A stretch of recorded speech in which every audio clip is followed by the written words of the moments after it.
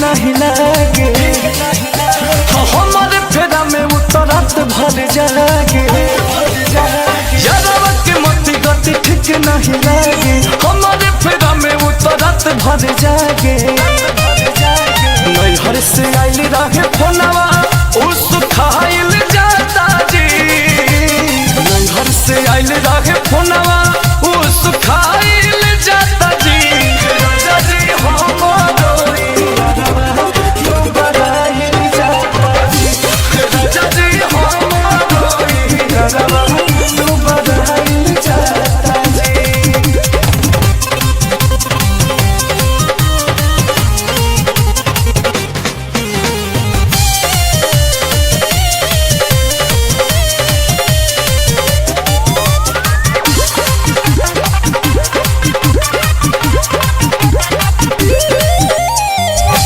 पहिला हो प्यार हम भुलाई कोई से मोह माया वो करा से हटाई कोई से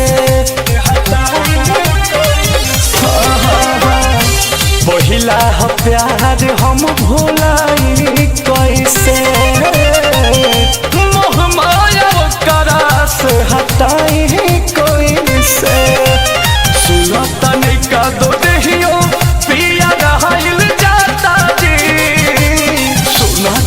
का दो देहियो पिया रहल जाता जी राजा जी हमारी तू बधाई जाता जी राजा जी हमारी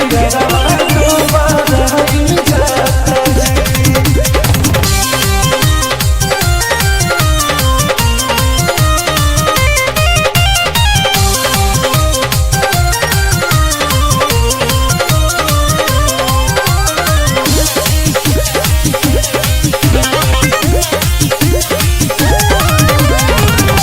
कई दिन से हमारे चलत खात नइखे अन पानी ओकरा घोटात नइखे दो ही दिन से हमारे चलते खात नइखे अन पानी पगला के घोटात नइखे